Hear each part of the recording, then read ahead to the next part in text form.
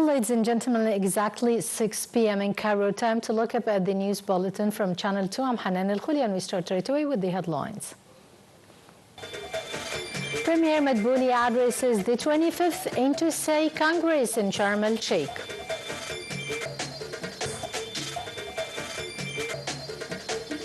Death toll from Israeli deadly strikes on Gaza rises to 100.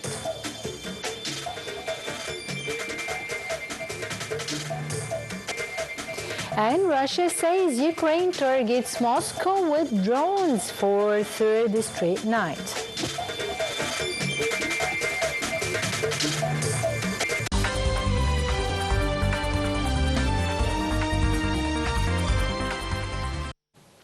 Welcome back. The news in detail.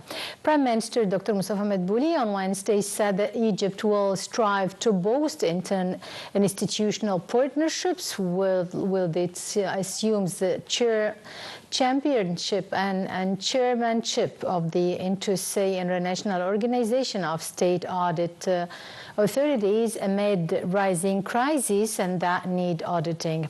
The Prime Minister was addressing the opening session of the 25th International Congress of the Interstate Organization that is held under the auspices of President Abdel Fattah el-Sisi in the Egyptian resort city of Sharm el-Sheikh. 195 international auditing agencies from across the globe are participating in the meeting. The INCOSAI 2025, which is hosted by State Authority for Accountability in Egypt, is a landmark event, and that is held every 3 years. The State Auditing Authority is an independent body with the authority to audit the state and fund and other public entities while following up on executive body's performance, supervising the administrative body of the state, and assisting the parliament with financial auditing in accounting and legal aspects. Prime Minister Badr Abdelati expressed his great appreciation for the cooperation between the Ministry of Foreign Affairs and the House of Representatives in serving international interests and supporting Egyptian nationwide and abroad. The minister's remarks came during his meeting with Speaker of the House of Representatives, Dr. Hanafi al-Gibali, as he congratulated them over the successful closing of the current legislative session. Abdelati stressed his ministry's keen interest to participate in the sessions of the House different specialized committees in order to discuss the determinants of the Egyptian foreign policy and efforts exerted at the consular level in serving Egyptians abroad. Prime Minister Badr Abdelati stressed the importance of enhancing the Egyptian role in joint African action. During his meeting with heads and members of African bodies to review the methods of reinforcing joint African efforts, the top diplomat said that Egypt proceeds with the integration of the national list of priorities into the African Union and the various regional communities. Meanwhile, Abdelati also stressed Egypt's commitment to consolidating peace and security across the continent, along with the expansion of Egypt's representation in the African Union Commission and the exchange of its distinguished skills and expertise.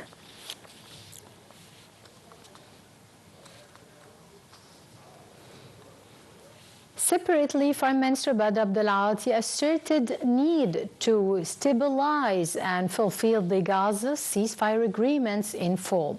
Over a phone call with his Polish counterpart, the minister also emphasized the need for an unhindered flow of aid to Gaza as a prelude for launching the early recovery and reconstruction phase.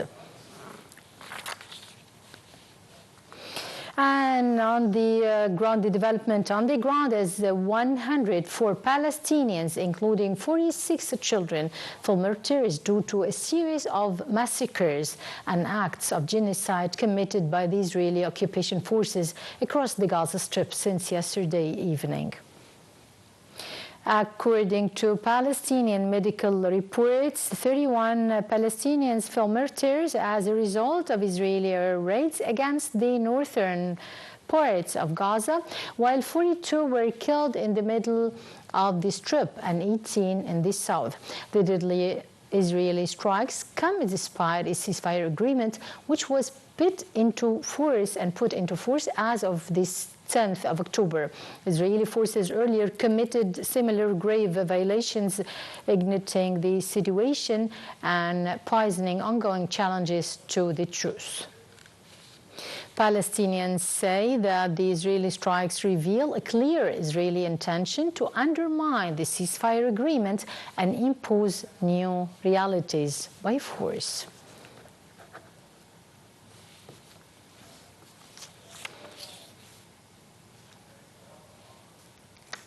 From the other side, the Egyptian Red Crescent said its 61st humanitarian aid convoy to the Gaza Strip is carrying 9,200 tons of urgent aid supplies. A statement said that the convoy is on its way for the Gaza Strip as part of the society's efforts as a national mechanism for coordinating food, medical, and relief aid to the enclave, including shelter, materials, as well as oil and gas supplies.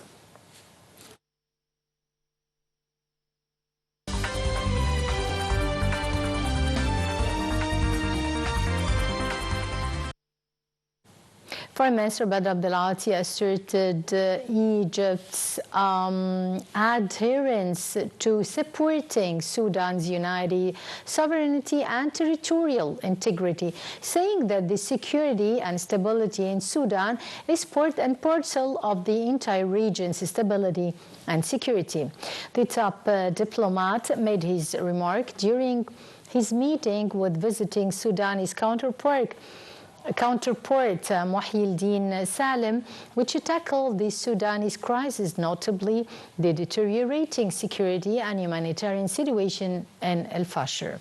Minister Abdelati reiterated that Egypt is engaged actively in track and ceasefire and a comprehensive humanitarian truce that allows full access of aid in order to alleviate civilians' suffering. The two ministers stressed the unified position of the two Nile River downstream countries over the need for a complete commitment to international law by all Eastern Nile Basin countries and rejections of unilateral measures affecting Nile waters.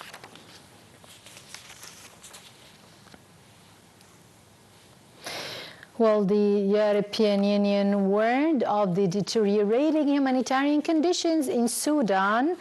A statement denounced the brutality of Rapid Support Forces parliamentary group, which recently captured the key city of Al Fasher and the provincial capital of the Sudanese western state of North Darfur. The statement said that came as reports emerged of mass atrocities there and the killing of 5 Red Crescent volunteers in Khartoum. The statement by the European Union's foreign policy chief Kaja Kallas stressed that all parties should respect the humanitarian international law and honor their commitments in the Jeddah Declaration. The United States military said on Wednesday that a decision not to replace deporting American troops in Romania is not a U.S. withdrawal from Europe. The 2nd Infantry Bridge Combat Team of the 101st Airborne Division will redeploy of its schedule and the replacement of the U.S. Army Europe said in a statement, and it said that this is not an American withdrawal from Europe or a signal of lessened commitment to NATO, and Article 5 adding that this force posture adjustment and will not change the security environment in Europe.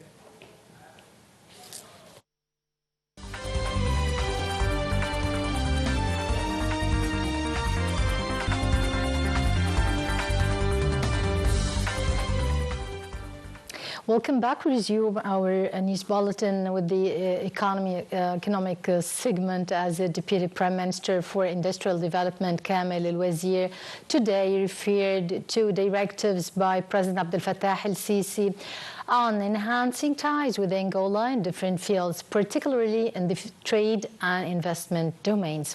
The Deputy Prime Minister made these remarks in a meeting with the President of the African Union in Angola, João Lourenço, on the sidelines of his participation in the third Luanda Financing Summit for Africa's infrastructure development on behalf of President El-Sisi. El-Wazir highlighted the importance of Egyptian specialized companies in developing Angola's infrastructure through the implementation of mega projects in the field as part of Egypt's keen interest in boosting cooperation with the African country.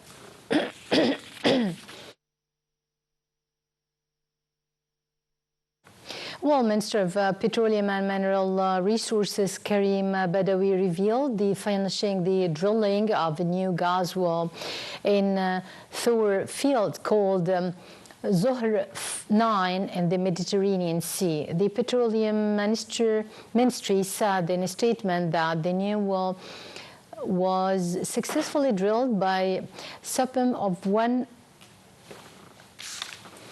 of 10,000 drilled ship along a set timeline and the highest quality standards. The ministry added that the new well contains a stream allowing the production of 70 million cubic meter per day, necessary to fulfill the needs of the local market and reduce the importation invoice of natural gas. Moving on to the Egypt's Boursa as they closed lower today amid sell-offs by local investors in Arab and foreign corporations against purchase Arab and foreign investors in local corporations. Well, the market capital of listed companies added 6 billion Egyptian pounds, crossing 2.7 trillion pounds at the end of an average transaction of 53.6 billion pounds. The benchmark index, EGX 30, dipped 0.2% and above 38,230 point mark. The equal weight indices EGX 70 and EGX 100 fell to 0.3% and 0.1% respectively.